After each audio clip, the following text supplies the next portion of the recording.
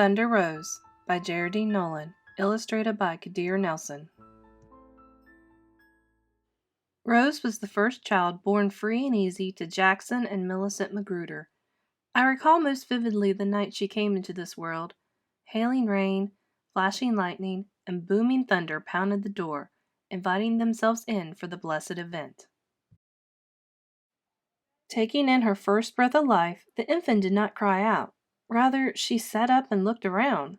She took hold of that lightning, rolled it into a ball, and set it above her shoulder, while the thunder echoed out over the other. They say this just accentuated the fact that the child had the power of thunder and lightning coursing through her veins. "She's going to grow up to be good and strong, all right," Doc Holliday said. The child turned to the good doctor with a thoughtful glance and replied, "I reckon I will want to do more than that.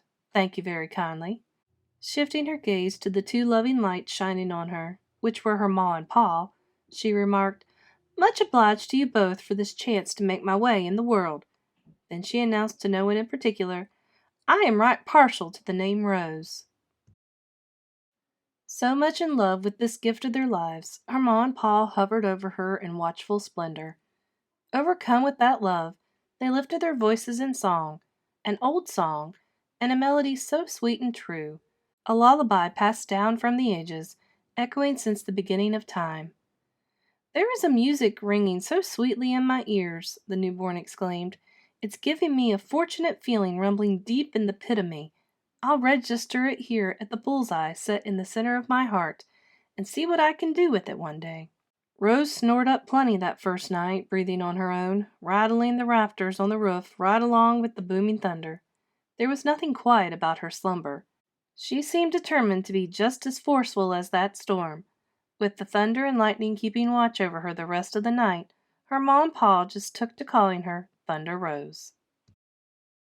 The next morning, when the sun was high yellow in that billowy blue sky, Rose woke up hungry as a bear in spring, but not the least bit ornery. Minding her manners, she politely thanked her ma for the milk, but it was not enough to quench her hungry thirst. Rose preferred, instead, to drink her milk straight from the cow. Her ma was right grateful to have such a resourceful child. No other newborn had the utter strength to lift a whole cow clear over her head and almost drink it dry. In a moment's time, Rose did, and quite daintily so. She was as pretty as a picture, had the sweetest disposition, but don't let yourself be misled. That child was full of lightning and thunder. Out on that paper-bag brown, dusty dry, wide-open space, Rose often was found humming a sweet little tune as she did her chores. And true to her word, Rose did more than grow good and strong. The 2-year-old became quite curious about the pile of scrap iron laying next to the barn. Rose took a good-sized piece, stretched it here, bent and twisted it there. She constructed a thunderbolt as black as pitch to punctuate her name. She called it coal. Wherever she went, coal was always by her side. Noticing how skilled Rose was with the metal, her pa made sure there was an extra supply of it always around. At the age of 5, Rose did a commendable job of staking the fence without a bit of help. During her 8th and 9th years, Rose assembled some iron beams together with the wood blocks she used to play with and constructed a building tall enough to scrape the sky, always humming as she worked. By the time she turned 12, Rose had perfected her metal bending practices. She formed delicately shaped alphabet letters to help the young ones learn to read. For his birthday, Rose presented her pa with a branding iron, a circle with a big MAC for Magruder in the middle. Just in time, too, because a herd of quick-tempered longhorn steer was stampeding its way up from the Rio Grande. They were plowing a path straight toward her front door. Rose performed an eye-catching wonder, the likes of which was something to see. Running lightning fast toward the herd, using coal for support, Rose vaulted into the air and landed on the back of the biggest lead steer like he was a merry-go-round pony. Grabbing a horn in each hand, Rose twisted that varmint to a complete halt. It was just enough to restrain that top bull and the rest of the herd. But I believe what touched that critter's heart was when Rose began humming her little tune. That cantankerous ton of beef was restless no more. He became as playful as a kitten and even tried to purr. Rose named him Tater. on account of that was his favorite vegetable. Hearing Rose's lullaby put that considerable creature to sleep was the sweetest thing I had witnessed in a long, long time. After the dust had settled, Ma and Pa counted 2,700 head of cattle. After they added in the 500 they already had, using the scrap iron, Rose had to add a new section to the bullpen to hold them all. "What did you do to the wire, Rose?" Ma asked, surprised and pleased at her daughter's latest creation. "Oh, that," she said. "While I was staking the fence, Pa asked me to keep little Barbara J company. That little twisty pattern seemed to make the baby laugh, so I like to think of it as Barbara's wire." "That was right clever of you to be so entertaining to the little one like that," her ma said. Rose just blushed. Over the years, that twisty wire caught on, and folks just called it barbed wire. Rose and her pa spent the whole next day sorting the animals that had not been branded. "One day soon, before the cold weather gets in," she told her pa, "I'll have to get this herd up the Chisholm Trail and to market in Abilene. I suspect Tater is the right kind of horse for the long drive northward." On Rose's first trip to Abilene, while right outside of Caldwell, that irascible, full of outrage and ire outlaw, Jesse Baines and his gang of desperadoes, tried to rustle that herd away from Rose.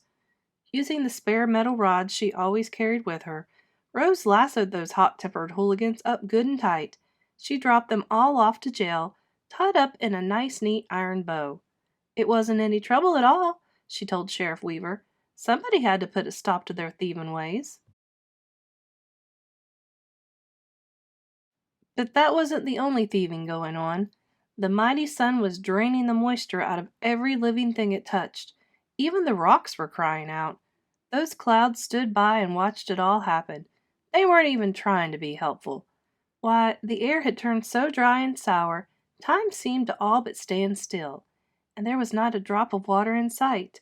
Steer will not move without water, and that was making these bulls mad, real mad. And when a bull gets angry, it's like a disease that's catching, making the rest of the herd mad too. Tater was looking parched and mighty thirsty. "I've got to do something about this," Rose declared. Stretching out several iron rods, lasso fashion, then launching coal high in the air, Rose hoped she could get the heavens to yield forth. She got hold of a mass of clouds and squeezed them hard, real hard, all the while humming her song. Gentle rain began to fall, but anyone looking could see there was not enough moisture to refresh 2 ants, let alone a herd of wild cows. Suddenly, a rotating column of air came whirling and swirling around, picking up everything in its path. It sneaked up on Rose. "Whoa there! Now just hold on a minute," Rose called out to the storm. Tater was helpless to do anything about that sort of wind. Those meddlesome clouds caused it. They didn't take kindly to someone telling them what to do, and they were set on creating a riotous rampage all on their own. Oh, this riled Rose so much she became the only two-legged tempest to walk the western plains. "You don't know who you're fooling with," Rose called out to the storm. Her eyes flashed lightning. She bit down and gnashed the thunder from her teeth. "I don't know why anyone would want to mess with a pretty young woman who has the power of thunder and lightning coursing through her veins, but pity for them, the clouds did." Rose reached for her iron rod, but there was only one piece left. She did not know which way to turn. She knew coal alone was not enough to do the job right. Unarmed against her own gnawing thirst and the might of the elements, Rose felt weighted down. Then that churning column split, and now there were two. They were coming at her from opposite directions. Rose had some fast thinking to do. Not being one of bowing down under pressure, she considered her options, for she was not sure how this would all come out in the end. "Is this the fork in the road with which I have my final supper? Will this be my first and my last ride of the roundup?" she queried herself in the depths of her heart. Her contemplations brought her little relief as she witnessed the merciless, the cataclysmic efforts of a windstorm bent on her disaster. Then the winds joined hands and cranked and churned a path heading straight toward her.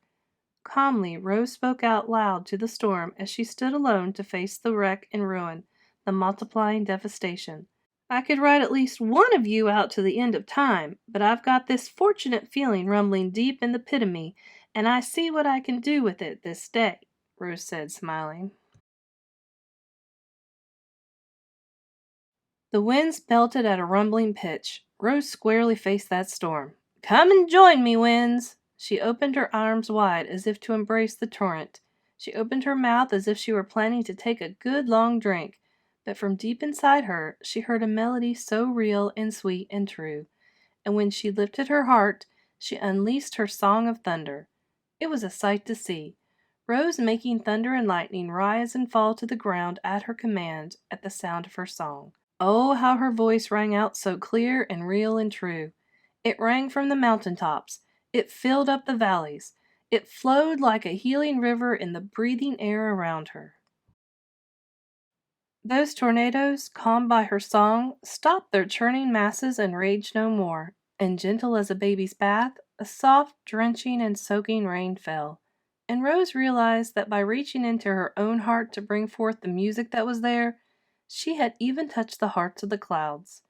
The stories of Rose's amazing ability spread like wildfire, far and wide, and as sure as thunder follows lightning and sun follows rain, wherever you see a spark of light flash around a heavy steel gray sky, listen to the sound of the thunder, and think of Thunder Rose and her song, that mighty, mighty song, pressing on the bull's eye that was set at the center of her heart. If you like this story and would like your own copy of Thunder Rose, please check out the links in the description box below.